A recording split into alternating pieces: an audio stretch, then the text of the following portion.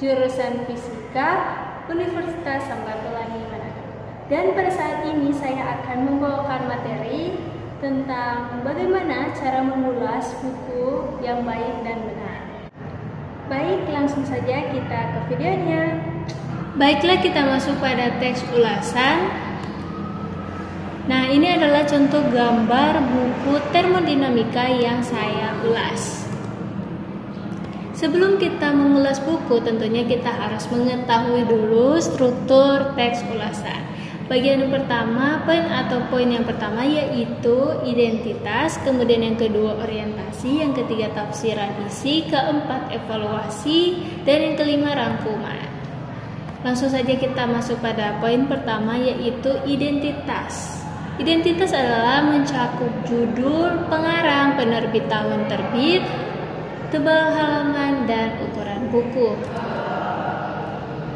Judul buku yang saya ulas yaitu Termodinamika, penulis yaitu Aini Kuryati Risa Sulistiati, penerbit Geraha Ilmu, kota terbit Yogyakarta, tahun terbit 2010, jumlah halaman 317, ISBN 9789797 7565343. Bahasa yang digunakan yaitu bahasa Indonesia.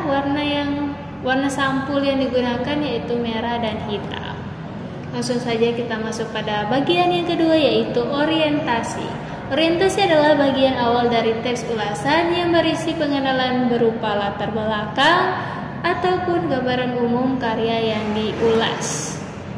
Buku ini ditulis oleh Ir Aini Kuryati Risa Sulistiati, DEA, setelah menyelesaikan S1 di jurusan Teknik Fisika Institut Teknologi 10 November atau disingkat dengan ITS. Penulis menjadi staf pengajar di jurusan Fisika Universitas Diponegoro. Setelah beberapa tahun pengajar, penulis berkesempatan melanjutkan studi S2 di Departemen Sistem Kendali pada Universitas de Teknologi de Compiègne, Prancis, dan menjadi pengampu mata kuliah termodinamika sejak tahun 1995. Buku ini merupakan buku ajaran fisika, namun ditujukan juga bagi mahasiswa maupun setiap orang yang ingin lebih jauh mengenal konsep pemahaman mendalam tentang hukum-hukum dasar yang mengatur energi, panas, dan perubahan fisika dalam sistem. Dan buku ini dirancang untuk menjadi panduan yang informatif dan mendidik. Dengan menggali lebih dalam teori-teori termodinamika, Anda akan mendapatkan wawasan yang mendalam dan mampu mengaplikasikannya dalam berbagai konteks.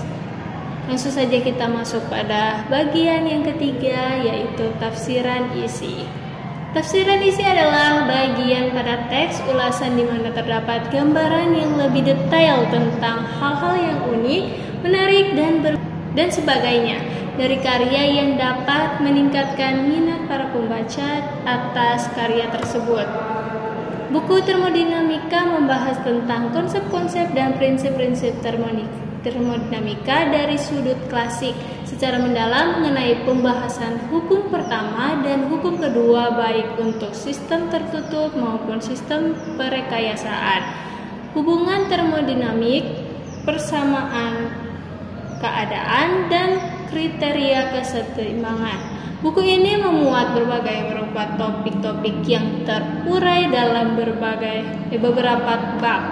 Pada bab pertama membahas tentang sistem termodinamika dan spesifikasi keadaannya, dan bab kedua membahas kalor, usaha, dan hukum pertama termodinamika.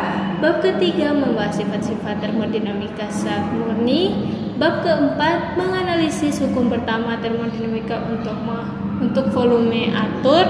Bab kelima hukum kedua termodinamika dan entropi. Bab keenam membahas tentang irreversibilitas, daya guna, dan kriteria kesetimbangan. Bab ketujuh membahas hubungan termodinamika persamaan keadaan.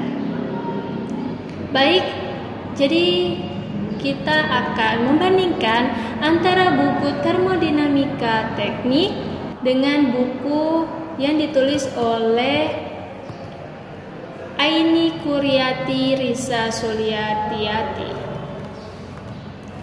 Jadi setelah kita membandingkan buku yang Termodinamika Teknik dan buku Termodinamika Fisika, buku yang diulas materinya diuraikan per bab-bab. Terdapat penurunan rumus, terdapat penambahan ilustrasi gambar, dan kalau buku pembandingnya tidak terdapat penambahan tabel untuk penjelasan materi, tidak dilengkapi dengan penurunan rumus juga. Baiklah, kita langsung saja masuk pada bagian yang keempat, yaitu evaluasi.